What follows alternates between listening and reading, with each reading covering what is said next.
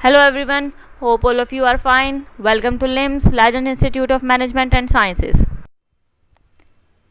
This is our first lecture.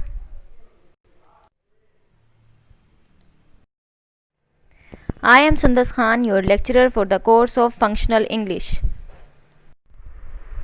Okay, in this lecture we will discuss sentence means the topic of this lecture is sentence. हम इसमें sentence discuss करेंगे. Sentence क्या होता है, sentence के कौन कौन से पार्ट्स होते हैं, सेंटेंस की कौन कौन सी काइंड्स हैं, डिफरेंट काइंड्स हैं according to use, according to form. हम ये तमाम चीज़ें जो हैं सेंटेंस से रिलेटेड, सेंटेंस की डेफिनेशन क्या होती है, ये तमाम चीज़ें हम लोग इस लेक्चर में डिस्कस करेंगे.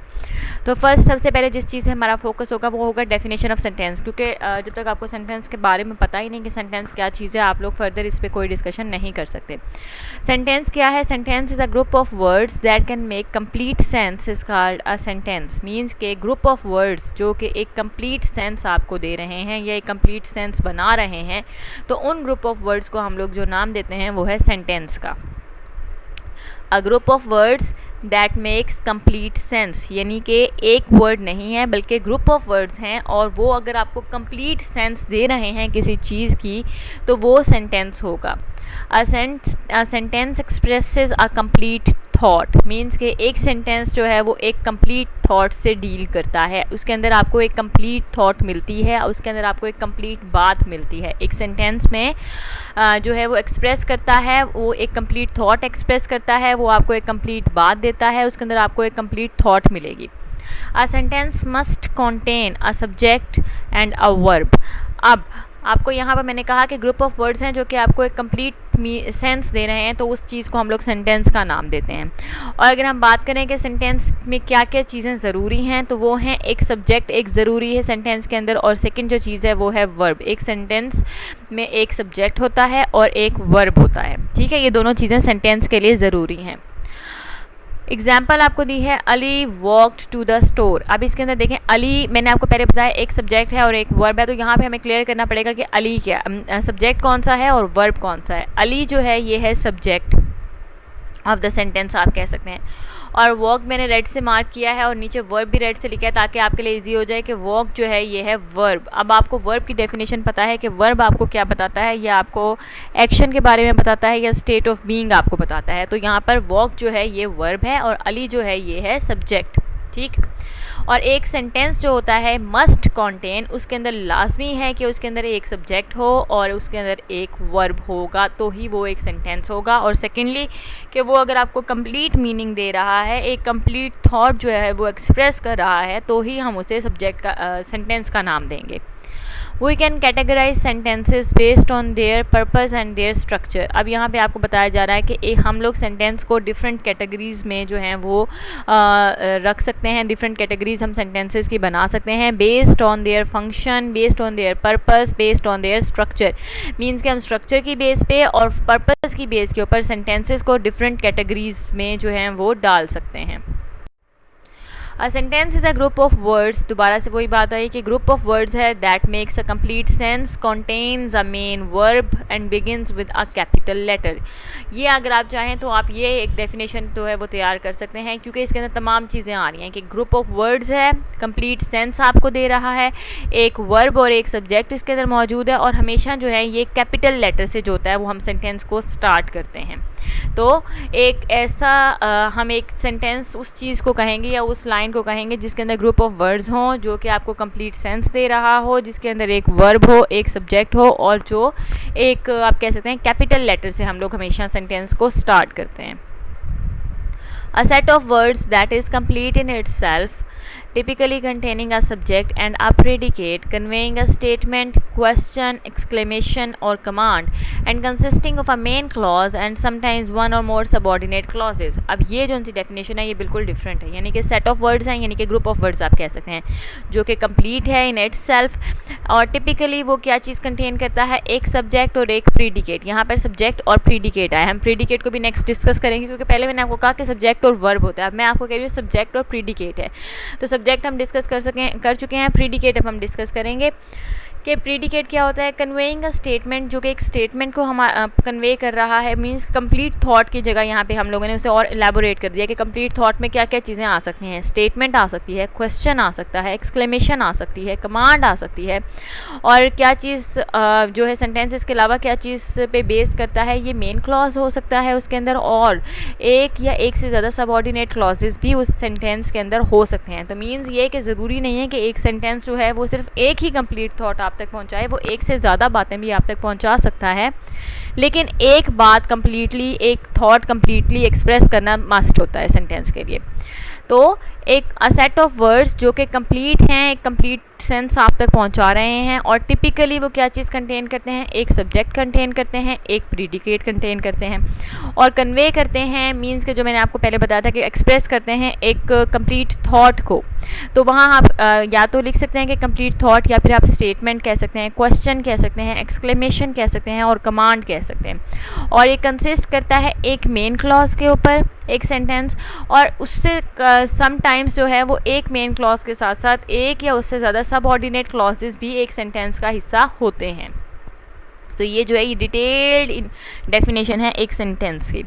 अगर एग्जांपल की बात करें तो द बेबी इज़ स्माइलिंग, इसके अंदर बेबी जो है ये है सब्जेक्ट, और स्माइलिंग जो है या इज़ स्माइलिंग अगर हम कहें कि देखें जी इज़ स्माइलिंग जो है, या आप इसे कह सकते हैं, या स्माइलिंग को सिर्फ आप कह सकते हैं प्रीडिकेट, या स्माइलिंग को आप लोग वर्ब भी कह सकते हैं, क्योंकि हमेशा जो चले हम जो प्रीडिकेट है वो हम नेक्स्ट डिस्कस करते हैं। Sentence is a textual unit consisting of group of words that are grammatically linked. ये बिल्कुल ही एक डेफिनेशन डिफरेंट सी है सेंटेंस की। सेंटेंस क्या है, टेक्सचुअल यूनिट है consisting of words that are grammatically linked, means के एक ऐसा यूनिट ऑफ वर्ड्स है जो कि ग्रामेटिकली लिंक्ड है दूसरे वर्ड्स के साथ। एक ऐसा वर्ड्स जो हैं वो ग्रामेटिकली एक दूसरे के साथ लिंक्ड हैं, और उस लिंक कनेक्शन को या उन जो कम्बिनेशन बनाया है वर्ड्स ने ग्रामेटिकली एक दूसरे के साथ मिलकर, उसको हम लोग जो नाम देते हैं वो सेंटेंस का देते हैं। लेकिन फिर भी इसके अंदर आपको एलैबोरेट करना पड़ेगा कि आपको एक कंप्लीट थॉट होनी चाहिए, एक सब्जेक्ट होना चाहिए, एक वर्ब होना चाहिए या प्रीडिकेट होना चाहिए, और एक क्लॉज मेन क्लॉज हो सकता है, और उसके बाद सबऑर्डिनेट क्लॉज, और एक या एक से ज़्यादा सबऑर्डिनेट क्लॉजेस भी उसमें हो सकते हैं। अब हम सब्जेक्ट को डिस्कस करेंगे। मैं आपको पहले मेंशन करती रही कि ये सब्जेक्ट है, ये सब्जेक्ट, अब हम सब्जेक्ट को डिटेल में जो है वो डिस्कस करेंगे। सब्जेक्ट क्या होता है, naming part, it tells you who the sentence is about, means के अभी मैंने आपको एग्जांपल दी थी द बेबी इज़ स्माइलिंग, तो सेंटेंस जो था वो बेबी के बारे में था। तो मैंने आपसे कहा कि बेबी जो है वो सब्जेक्ट है, क्योंकि आपको सब्जेक्ट क्या करता है, ये नेमिंग, अक्सर जो नेमिंग पार्ट होता है उसको हम लोग सब्जेक्ट कहते हैं। और it tells you who the sentence is about, जो मेन डेफिनेशन है सब्जेक्ट की वो ये है कि ये आपको बताता है कि सारा का सारा जो सेंटेंस है वो किसके बारे में है। Who the sentence is about, सारा सेंटेंस का फोकस किसके ऊपर है। सब्जेक्ट जो होता है वो आपको बताता है कि एक सेंटेंस किसके बारे में है, किससे लिंक्ड है, किससे रिलेटेड है।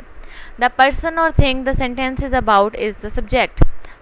Look for the action verb. अच्छा, यहाँ पे ये यहीं तक ख़त्म हो रहा है कि द पर्सन और thing the sentence is about, वही बात है कि या तो आपको ये सब्जेक्ट बताता है कि किसके बारे में है सेंटेंस, या फिर क्या होता है कि सेंटेंस जिसके बारे में होता है उसे हम सब्जेक्ट का नाम देते हैं।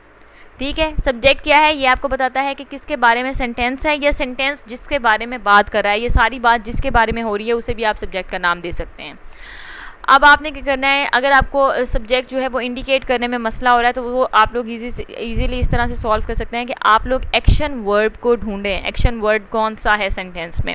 Usually the words in front of the action word in a telling sentence are the subject, means के जो वर्ड्स अक्सर यूजुअली जो है जो वर्ड्स एक्शन वर्ड से पहले आते हैं, इन फ्रंट आते हैं, उसके साथ आते हैं, उससे पहले आते हैं, उसको हम लोग कहते हैं वो सब्जेक्ट है। ठीक है, तो जो एक्शन वर्ड से पहले जो वर्ड्स आ रहे हैं उसको आप लोग सब्जेक्ट कह सकते हैं। आपने उस वर्ड को ढूंढना है जो एक्शन वर्ड से पहले आ रहे हैं।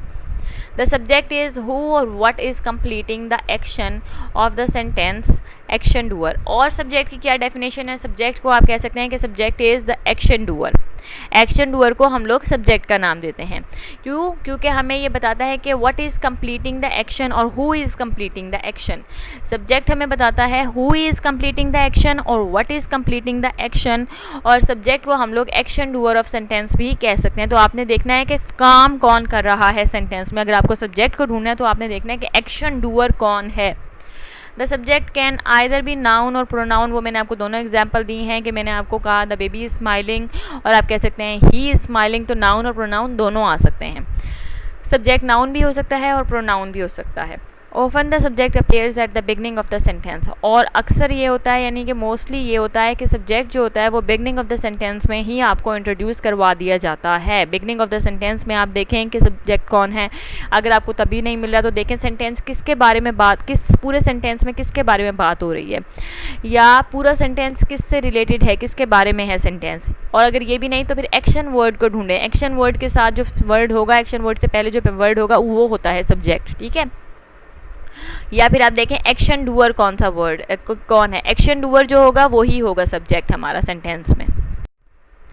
अगर अब हम वर्ब को डिस्कस करें तो वर्ब आपने ऑलरेडी पढ़ा हुआ है। वर्ब क्या होता है, ये शो करता है एक्शन, आइदर मेंटल और फिजिकल, मीन्स के मेंटल एक्शन भी बता सकता है वर्ब आपको, या फिर फिजिकल एक्शन भी बता सकता है। The verb can also show a state of being, ये आपको स्टेट ऑफ बीइंग बताता है। स्टेट ऑफ बीइंग की अगर मैं एग्जांपल दूं आपको तो good friends are loyal people, ये सेंटेंस है। इसके अंदर अगर आपको मैं कहूँ सब्जेक्ट कौन सा है तो यहाँ पे फ्रेंड्स जो है वो सब्जेक्ट होगा, क्योंकि ये आया है वर्ब के साथ, और जो एक्शन वर्ड है वो है आर, इसके अंदर आर एक्शन वर्ड है। क्यों, ये कोई एक्शन तो आर जो है ये कोई एक्शन तो नहीं ना शो कर रहा, ये एक्शन तो शो नहीं कर रहा, लेकिन ये स्टेट ऑफ बीइंग शो कर रहा है, ये एक्सप्रेस कर रहा है कि आप जो एग्जिस्टेंस है कि कंप्लीट जो something is alive, it expresses being और existence tells us that something is alive, कोई चीज़ है, कोई स्टेट ऑफ बीइंग है, कुछ हो रहा है, ठीक है। तो वर्ब जो होता है ये ज़रूरी नहीं है कि आपको एक्शन ही शो करे। एक्शन आपको दो तरह से शो किया जा सकता है कि फिजिकल एक्शन हो सकता है और मेंटल एक्शन हो सकता है, और सेकेंडली आपको स्टेट ऑफ बीइंग शो कर सकता है वर्ब। अगर अब हम प्रीडिकेट की बात करें, जो मैंने आपको कहा था कि हम प्रीडिकेट हम बाद में डिस्कस करेंगे, तो प्रीडिकेट क्या होता है कि प्रीडिकेट है the predicate of the sentence is the part that contains an action, means के एक तो एक्शन डूअर हुआ ना, उसके बाद क्या है जो पार्ट ऑफ द सेंटेंस है जिसमें एक्शन हो रहा है, उस मीन्स एक तो वर्ब हो गया जो एक्शन वर्ब, एक एक्शन वर्ब जो होता है वो एक्शन शो कर रहा होता है, स्टेट ऑफ बीइंग शो कर रहा होता है। तो वो जो पार्ट है सेंटेंस का सब्जेक्ट के बाद जो कि शो कर रहा है कि क्या एक्शन हो रहा है, उस पार्ट को हम लोग नाम देते हैं प्रीडिकेट का। Predicate follows the subject and explains an action which is done by the subject, कि ये हमें वो एक्शन, ये प्रीडिकेट जो होता है ये वो पार्ट होता है जिसमें हमें ये बताया जाता है कि which is done by the subject, an action which is done by the subject, कोई ऐसा एक्शन जो कि सब्जेक्ट करता है, जो कि सब्जेक्ट से सब्जेक्ट को करते हुए दिखाया जाता है। तो जो पार्ट है सेंटेंस का जिसके अंदर ये चीज़ दिखाई जा रही है कि कोई काम हो रहा है, जिस तरह इज स्माइलिंग मैंने आपको कहा था कि स्माइलिंग एक एक्शन है जो कि हो रहा है, तो वो होगा प्रीडिकेट ऑफ द सेंटेंस। अगर हम इसके अंदर बात करें तो द लाइन रोर्स, तो इसके अंदर रोर्स जो है ये एक एक्शन हो रहा है, ये है प्रीडिकेट ऑफ द सेंटेंस, ठीक है ना।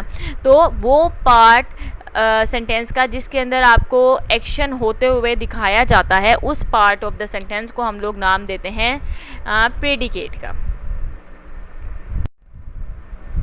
अगर अब हम सेंटेंस की क्लासिफिकेशन देखें कि सेंटेंस की क्लासिफिकेशन क्या है, मीन्स कि सेंटेंस की काइंड्स क्या हैं, सेंटेंस की टाइप्स क्या हैं, तो sentences are of two types के सेंटेंसेस होते हैं।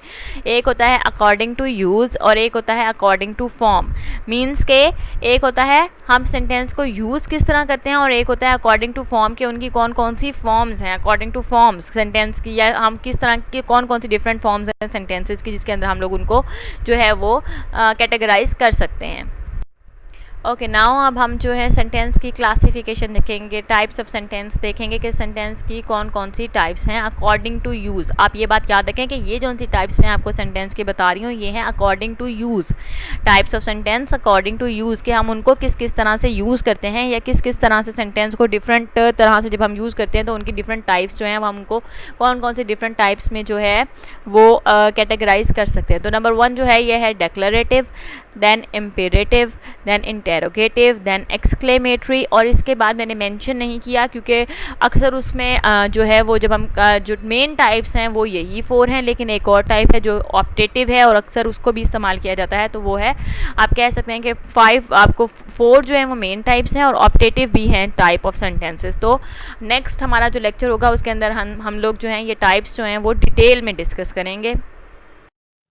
I hope each and everything is clear. If there are any questions, you can ask me. Thank you.